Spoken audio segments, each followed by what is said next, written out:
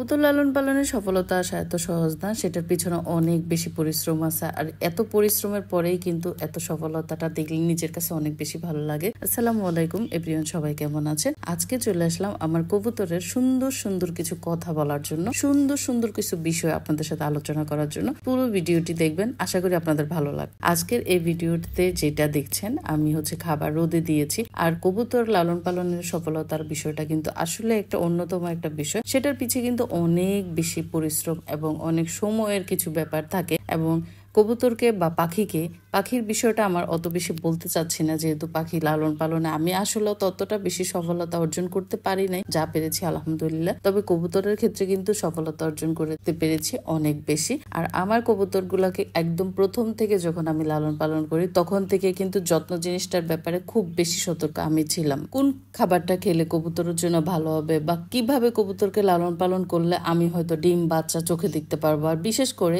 আমার ভাইয়া কবুতর লালন পালন করতো, সেক্ষেত্রে ভাইয়ার থেকে বেশিরভাগ অভিজ্ঞতা আমার নেওয়া হয়েছে। দেখছেন কুচকুচ, তাকে আমার অনেক সময় দিতে হয়েছে। আর এই সময় দেওয়ার পরেই কিন্তু সে এখন আমার প্রতি এত বেশি ভক্ত। হয়তো সবাই বলতে পারেন যে আপনার ভক্ত হলে বা আপনাকে পছন্দ করলে আপনি কেন তার পায়ের মধ্যে ফিতা দিয়ে রেখেছেন। আমি এই জন্যই দিয়ে রাখছি যে ভালোবাসার কবুতরটা যদি হঠাৎ করে তার নিজের উড়া কন্ট্রোল করতে না পারে, সে কিন্তু আর আমাকে চিনবে না, বা জায়গাটাও কিন্তু অপরিচিত, সে আমাকে খুঁজেও পাবে না, আমার বাসাও অ্যাড্রেস পাবে না। সেক্ষেত্রে তাকে আমি পায়ের মধ্যে ফিতা দিয়েছি। আর সেটা আমার নিজের মনের একটা ভয় যে সে যদি আমাকে ছেড়ে চলে যায়, তাকে পায়ের মধ্যে ফিতাটা দিয়ে রাখি। কিন্তু সে আমার কাছ থেকে কোথাও যায় না। পুরো ভিডিওটা দেখলে আপনি বুঝতে পারবেন। আসলে যদি ছেড়ে চলেও যাইতো, সে কিন্তু উড়ে যাইতো, সে বারবার কিন্তু আমার হাতে আসে। যাই হোক, কবুতরের সফলতার বিষয়ে কিছুটা কথা বলি। কবুতরের প্রথম থেকে যদি আপনারা কোনো কিছু লালন পালন করতে চান, তো সেই ক্ষেত্রে আপনাদেরকে আগেই জেনে রাখতে হবে যে আমি যে একটা পাখি বা কবুতর লালন পালন করব, সেটার বিষয়ে আমাকে আগে জেনে রাখতে হবে।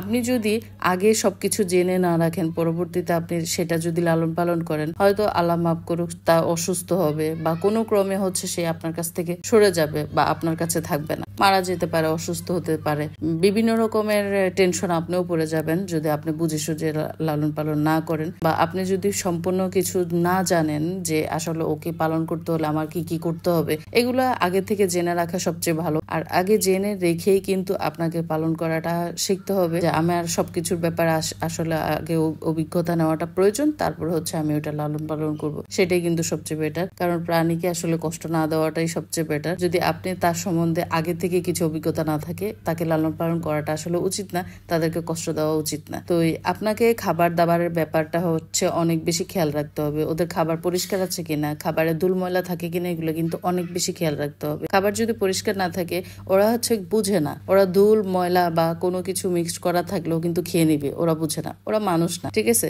তো সেই ক্ষেত্রে আপনাকে কিন্তু ওদের খাবার দাবার থেকে শুরু করে সবকিছু আপনাকে জেনে রাখতে হবে, কোনটা খেলে ওর ভালো হবে, কোনটা খেলে ওর সমস্যা হতে পারে। বিশেষ করে কবুতরের পায়খানা যেটা পটি, সেটাকে কিন্তু বেশি খেয়াল রাখতে হয়। প্রতিদিনের পটিটা চেক করতে হয় যে আসলে ওর ম্যাক্সিমাম কিন্তু আসলে খাবারের উপর ডিপেন্ড করে ওদের পটির কালারটা আসে। তারপরেও অনেক সময় ওদের পটিটা একটু পাতলা চুনা টাইপের সবুজ এরকম হয়ে থাকে। তো সেগুলো কি জন্য হয়, সেটা গতকালকে কি করেছেন যে আজকে পটিটা এমন, সেই বিষয়েও কিন্তু আপনাকে খেয়াল রাখতে হবে। বিশেষ করে খাবার দাবারের বিষয়টা অনেক বেশি খেয়াল রাখতে হবে। ওদের পায়ের তালু সেটাও পরিষ্কার রাখতে হবে। খাঁচাকে অবশ্যই প্লেট সহ পরিষ্কার রাখতে হবে, যেটাকে ট্রে বলি, পটি ট্রে। বড় বিষয় পরিষ্কার পরিচ্ছন্নতা যেমন ইমানের অঙ্গ, ঠিক তেমনি কিন্তু এটা সফলতারও একটা বড় একটা বিষয় চলে আসে পশু পাখির ক্ষেত্রে। মানুষের ক্ষেত্রেও তো অবশ্যই। বাসায় সব কাজ করার পরেও কিন্তু আমার কুচকুচ, আমার কবুতর সবগুলোকে আমি বেশি সময় দেওয়ার চেষ্টা করি। কেন জানেন? কারণ যেহেতু ওদেরকে আমি লালন পালন করি, আমি কিসের লোভে লালন পালন করতেছি? কোনো কিছুর কারণে লালন পালন করছি না, আমি ভালোবাসি। হয়তো ভবিষ্যতে সেটা বাণিজ্যিকভাবে চলে যেতে পারে, বলা যাচ্ছে না, কারণ কোনো কিছু অগ্রিম আমরা বলতে পারি না। তো যাই হোক, আমি যেহেতু সফলতা অর্জন করেছি বা ভবিষ্যতে আরও অন্য লাইন থেকে বা বাণিজ্যিকভাবে সেটা আমি সফলতা অর্জন করব, তাহলে সেটার ব্যাপারে আমার অনেক বেশি জানা প্রয়োজন। আমরা যতটুকুই জানি না কেন, তার চেয়ে বেশি আরও জানতে হবে আমাদেরকে। কারণ একটা অনেক বড় ব্যবসায়ী যারা কবুতর ব্যবসা করে, তারা কিন্তু অনেক কিছু জানে। আর তারা অনেক কিছু জানে বিধায় তারাও কিন্তু সফলতা, ব্যবসা বলেন, লস লাভ সব কিছুতে থাকে। সেটা নিয়ে মন খারাপ করেও বা মানুষে কি করবে, কিন্তু শখের একটা জিনিস বলে কথা, যারা কবুতর লালন পালন প্রথম থেকে করেছে তারা এক পর্যায়ে ব্যবসার দিকে চলে গেছে, কারণ শখটা এক সময় প্রফেশনাল ভাবে তাদের লাইফে চলে আসে। যারা প্রতিদিন আমার ভিডিও দেখেন সবাই খুব ভালো করে জানেন প্রতিবারই বাচ্চা দিচ্ছে, ডিম দিচ্ছে, মাশাআল্লাহ, সবকিছু আল্লাহর ইচ্ছা। আর তার পাশাপাশি নিজেও কিন্তু অনেক বেশি যত্ন নিচ্ছি, খেয়াল রাখছি তাদের খাবারের বিষয়। আজ পর্যন্ত কখনো শুধু গম দিয়ে আমি আমার কবুতরকে লালন পালন করি নাই। হয়তো বলবেন সেটা নিয়ে আমি অনেক বেশি বড়াই করছি, বড়াই করতেছি না। আমি চাই আমার কবুতর সব রকমের খাবার খাবে, আমি তাদেরকে সব খাবারটা খাওয়াবো, একটা খাবারও বাদ দিব না। কিন্তু তারপরও কিছু ব্যাপার আছে, সিজন বলে কিছু কথা আছে, যে কোন সিজনে আপনি কোন খাবারটা খাওয়াবেন। বেশি ফ্যাট জাতীয় খাবারটা খাওয়ালে কিন্তু কবুতর খুব কমই ডিম বাচ্চা করবে।